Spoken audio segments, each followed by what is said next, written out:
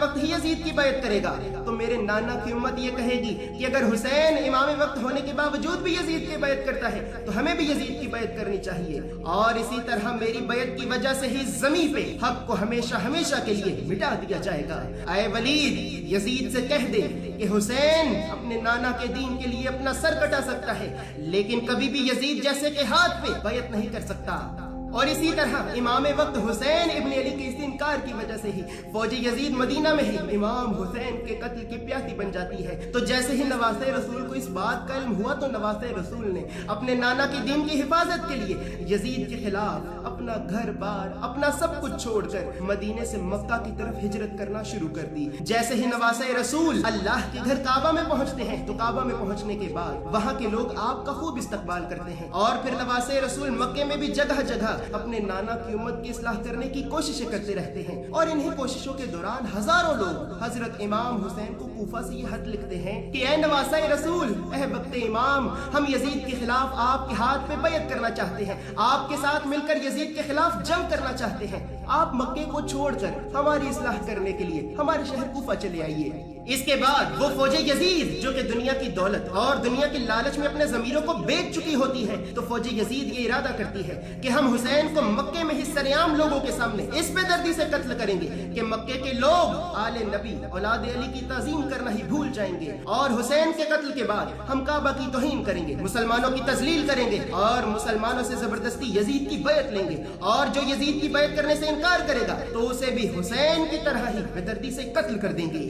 दूसरी तरफ जैसे ही नवासे रसूल हुसैन इब्न अली को इस बात का इल्म होता है कि फौज यजीद मुझे अल्लाह के घर काबा में कत्ल करके काबा की तौहीन करना चाहती है तो नवासे रसूल अल्लाह के घर काबा की हुर्मत को बचाने के लिए अपने असहाब, अपनी बहनों बेटियों को इकट्ठा करते हैं और कूफा के लोगों की दावत पर मक्का से अपना घर बार अपना सब कुछ छोड़कर कूफा की तरफ सफर करना शुरू कर देते हैं। हजरत इमाम हुसैन मक्का से कूफा के रास्ते में 18 मुख्तलिफ मुकामात पे रुकते हैं और हर मुकाम पे रुककर अपने नाना की उम्मत को ये बताते रहते हैं कि आए मुसलमानों, यजीद तुम्हारे नबी के दीन का दुश्मन है। तुम जो नमाज पढ़ते हो, अल्लाह पे ईमान रखते हो, वो इसी ईमान को खत्म करना चाहता है। मेरा मकसद मेरे नाना के दीन की हिफाजत करना है। हुसैन रहे या ना रहे, अल्लाह का दीन ता कयामत रहेगा।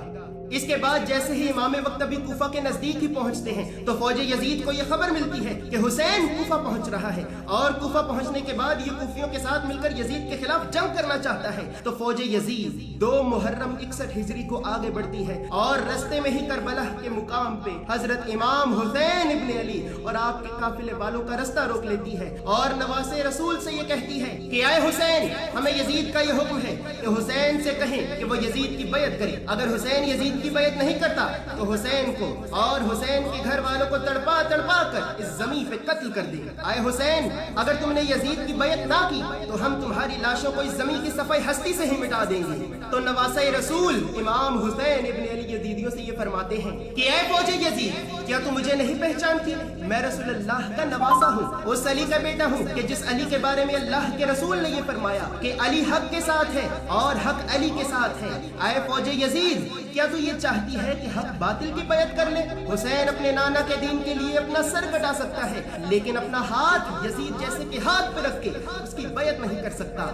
इसी तरह वक्त गुजरता रहता है और फौज यजीद दिन ब दिन हजरत इमाम हुसैन पे जुल्म सितम बढ़ाती रहती है। जब फौज यजीद ने ये देखा कि हम हजारों की फौज और हुसैन सिर्फ चंद गिने चुने लोगों के साथ, इसके बावजूद भी हुसैन यजीद की बैत नहीं करता तो फौज यजीद ने 7 मुहर्रम के दिन अल्लाह के नबी के नवासे नवासियों पे नहर फुर्रात का पानी बंद कर दिया। इसके बावजूद भी जैसे ही फौज यजीद ने ये देखा कि पानी बंद करने के बावजूद भी हुसैन यजीद की बैत नहीं कर रहा तो 9 मुहर्रम के दिन फौज यजीद ने नवासे रसूल के हेमों पे हमला करना चाहा तो हजरत इमाम हुसैन ने गाजी अब्बास को अपने पास बुलवाया और फरमाया कि ऐ अब्बास, तू फौज यजीद के पास जा और उन्हें मेरा ये पैगाम दे कि आज की रात को हम अल्लाह की इबादत में गुजारना चाहते हैं, हम अपने अल्लाह से राज़ो नयाज की बातें करना चाहते हैं, लिहाजा आज रात हम जंग नहीं चाहते।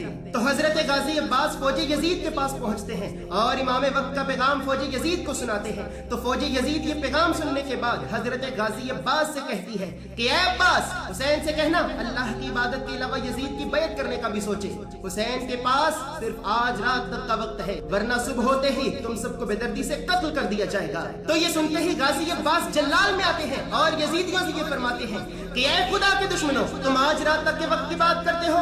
खुदा की कसम, अगर मुझे मेरे मौला हुसैन तुम्हें वासिले जहन्नुम करने की सिर्फ इजाजत दे दें तो मैं तुम्हारे पास आज रात तक के वक्त को भी ना छोड़ूं। हुसैन मेरे वो मौला हैं कि जो वक्त की भी तकदीरें बदल देते हैं, और तुम मेरे मौला हुसैन को वक्त देने की बात करते हो। इसी तरह बस 9 मुहर्रम की रात का वक्त आता है। हजरत इमाम हुसैन अपने असहाब को इकट्ठा करते हैं और सबसे ये फरमाते हैं कि ऐ औलाद रसूल से मोहब्बत रखने वालों, फौज यजीद मेरे खून की प्यासी है, वो तुम्हें नुकसान नहीं पहुंचाना चाहती। मैं अपनी हुज्जत तुम सब पे तमाम करता हूँ। तुम सब अपने अपने घरों को, अपने अपने शहरों को वापस लौट जाओ। खुदा की कसम, तुम्हारी जन्नत का जामिन मैं हूँ। कयामत के दिन मैं तुम्हें अपने नाना से शहादत का रुतबा और जन्नत का मुकाम लेके दूंगा। इसी तरह फिर तारीख ने भी ये लिखा कि सब के सब लोग नवासे रसूल हुसैन इब्ने अली के कदमों में गिरकर उनके कदमों में ही शहीद होने का वादा करते हैं, और फिर नवासे रसूल अपने चाहने वालों को अपने इल्मे गैब के जरिए इनकी आंखों के सामने ही इन्हें जन्नत में इनके मुकामात दिखाते हैं और फिर फरमाते हैं कि ऐ मेरे चाहने वालों, ये सब वो मुकामात हैं कि जो तुम सब के लिए सिर्फ एक दिन की दूरी पे मौजूद हैं। कल के बाद ये सब मुकामात अल्लाह की तरफ से तुम्हें अल्लाह की जन्नत में दिए जाएंगे। तो जैसे ही सब असहाब जन्नत में अपना अपना मुकाम देखते हैं, तो शहादत की तड़प में 9 मुहर्रम की सारी रात को जाग कर बेसब्री से 10 मुहर्रम की सुबह का इंतजार करते हैं। जैसे ही 10 मुहर्रम की सुबह आती है तो नमाज फज्र में ही फौजी यजीद नवासे रसूल हुसैन इब्ने अली पे हमला कर देती है। करबला का एक एक नौजवान हुसैन इब्ने अली के कदमों पे कुर्बान होता जाता है। कभी हुर का लाशा आता है, कभी अली अकबर का लाशा आता है, कभी अली असगर के गले पे तीर लगता है, तो कभी कासिम के टुकड़े मिलते हैं। नवासे रसूल सारा दिन कभी अपने जवान बेटे के टुकड़े उठाते हैं, तो कभी अपने जवान भाई गाजी अब्बास के कटे बाजू। जब मैदान करबला में करबला का एक एक नौजवान इमाम पे कुर्बान हो जाता है, तो नवासे रसूल अपने घर वालों को अपनी आखिरी वसीयत करते हैं और मैदान जंग में आकर फौज यजीद से ये कहते हैं कि ऐ मेरे नाना की उम्मत, क्या तुम मुझे नहीं पहचानते कि मैं कौन हूँ? मैं वो हूँ कि जो नमाज में रसूल अल्लाह के कंधों पर सवार होता था। मैं वो हूँ कि जिसके बारे में अल्लाह के रसूल ने ये फरमाया कि हुसैन मुझसे है और मैं हुसैन से हूँ। जिसने हुसैन से जंग की उसने मुझ मोहम्मद से जंग की, जिसने मुझ मोहम्मद से जंग की तो उसने अल्लाह से जंग की। आए मुसलमानों, क्या तुम उस यजीद का साथ दे रहे हो कि जो तुम्हारे ही दीन का दुश्मन है? आए लोगों, हुसैन अल्लाह के दीन का मुहाफिज है। हुसैन रहे या ना रहे, अल्लाह का दीन ता कयामत रहेगा। मैं इसके अलावा और कुछ नहीं चाहता कि तुम अल्लाह के सच्चे दीन पे चलो। अगर आज हुसैन यजीद की बैत करेगा तो कयामत तक के लिए हक कभी भी बातिल पे बाज़ ही ना होगा।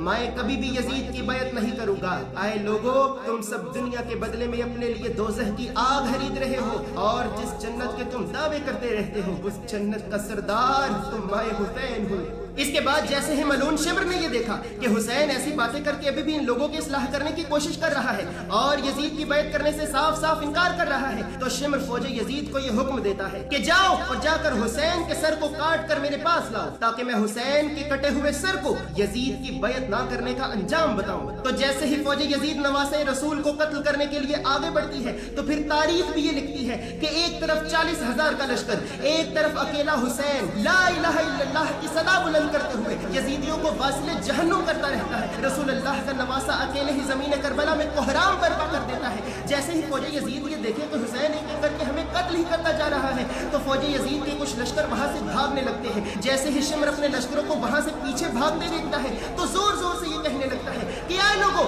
ये अली का बेटा है, अब्बास का भाई है, अगर इसे कत्ल करना चाहते हो तो दूर चले जाओ और दूर जाकर इस पर तीरों की बारिश करो। करबला की जमीन पे हर तरफ कोहराम बर्पा हो जाता है। अकेला हुसैन शेर की तरह हजारों का मुकाबला करता रहता رہتا ہے.